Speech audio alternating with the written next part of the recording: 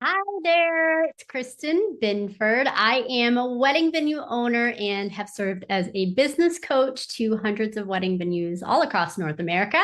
I have a quick video I just wanted to come to you today on a question that we got from kind of our wedding venue audience, and a dear friend of mine was, Kristen, what are some of your favorite books? Now, if you're watching the video the first time we debuted it, go ahead and comment hashtag live. If you happen to catch this later, go ahead and comment hashtag replay in the comments. And I'm going to be asking you in this video to comment with a few of your favorite things as well. So stay tuned. So one of the questions, like I said, that I got from a dear friend and an amazing human was, Kristen, what are some of your favorite books that you have read? And Kristen, you must have learned so much of what you know and what you teach from books that you've read. So what are they? So I'm happy to share some of my favorite books. I'm going to do that in this video, but I just want to start off this video by saying the books that I'm going to share, the things that some of my favorites, they're actually not, I would say most of my experience has been life experience, has been work experience. I've had the opportunity to work for some really incredible organizations prior to owning a venue. And I've had some really great business coaches myself. So nothing that I'm going to share with you today is revolutionary for you as a venue owner or what I teach to coaching clients. But if you're looking for a new book to read, something to provoke your thoughts to think differently, I'm happy to share a couple with you today. So for background, maybe this is a little bit helpful. Straight out of college, I actually worked for a remanufacturing organization led by a CEO named Jack Stack. They started as a small single location remanufacturing business in Springfield, Missouri in the 1980s, and they have grown to probably $500 million and multiple businesses over the years. So that was the first company that I worked for out of college. And they were actually internationally known for a concept called open book management.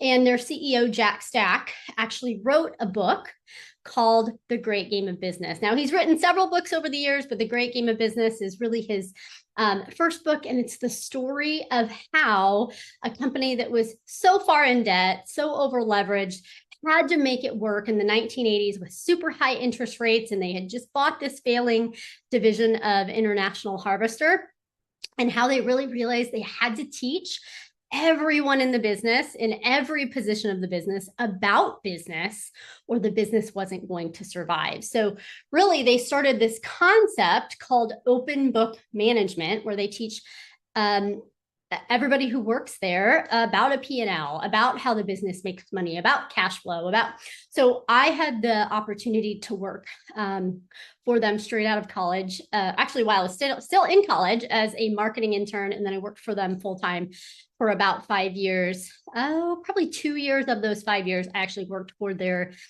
consulting division of their company, also called The Great Game of Business. So I learned so much from that opportunity. I will forever be grateful that I worked for, the business is called Springfield Remanufacturing Company, SRC, or Corporation, SRC. I'm so grateful I worked for SRC. I truly learned much about what I know about business working for them. And I'm grateful for that kind of on-the-job opportunity, and also for the opportunity to have worked with their consulting division. So that's something that I did years and years ago, but that's a great book. If you have never read it, it's definitely one that I would have on your reading list. Second, this is going to be a pretty short list today, you guys. Another book that I love and I read years and years ago, and as I was putting this list together, I was like, I want to read that again. I haven't yet, but I plan to, is E-Myth, E-M-Y-T-H, by Michael Gerber. I don't particularly love business books, if I'm going to be honest with you. It's got to be like a really interesting book to keep my attention. E-Myth is a fantastic, easy read, and it's really about the entrepreneurial myth. So just because you're good at baking cakes doesn't mean you should open a bakery. You know, the doing of the job versus the managing of of the team and of the business versus being the CEO of the business are three different distinct roles in a business. And so this book is really discussing that entrepreneurial myth that just because you're good at something doesn't mean that you should open a business doing that thing. And it's just something that's always it's just always been a book that stuck with me. It's like, that's really true. Like, I might be good at X, but that doesn't mean I would be good at it in this application. Or conversely, I might be really good at leading a business, but I'm not necessarily the best one to do all the jobs. And that's definitely true. I can tell you there are people on our team in both of our businesses that are so much better at the details and things than I am. So E-Myth by Michael Gerber is another one that I would have on the list. Thirdly, when I read this book, it totally blew my mind, and is absolutely one of my recent favorites. I'm going to pull it up over here on my screen, is The 6 Types of Working Genius. I have to tell you, I read this book about probably a year ago, maybe 18 months ago. This book is by Patrick Lencioni. The 6 Types of Working Genius, and my mind was like blown. I read this, I picked it up to the airport, I read it on a flight, and I said, everybody on our team, we need to read this because it's going to change the way you think about teams and about work. So none of these books are venue specific, but they're just thought-provoking, good reads. One thing that I really like about the 6 Types of Working Genius book is it's written in storytelling style. So while it is a business book, they're teaching you the lesson by telling you kind of a story that teaches you the lesson as opposed to it being a boring business book. Definitely one that I love. Now, I would love, by the way, if you would comment with some of your favorite books below, sharing is caring, on this video today. I also didn't want to leave out just a few of my favorite fiction books, because if I'm going to be honest, if I'm going to read, I would rather read a fiction book than I would read a business book. So, excuse me. I love Harry Potter.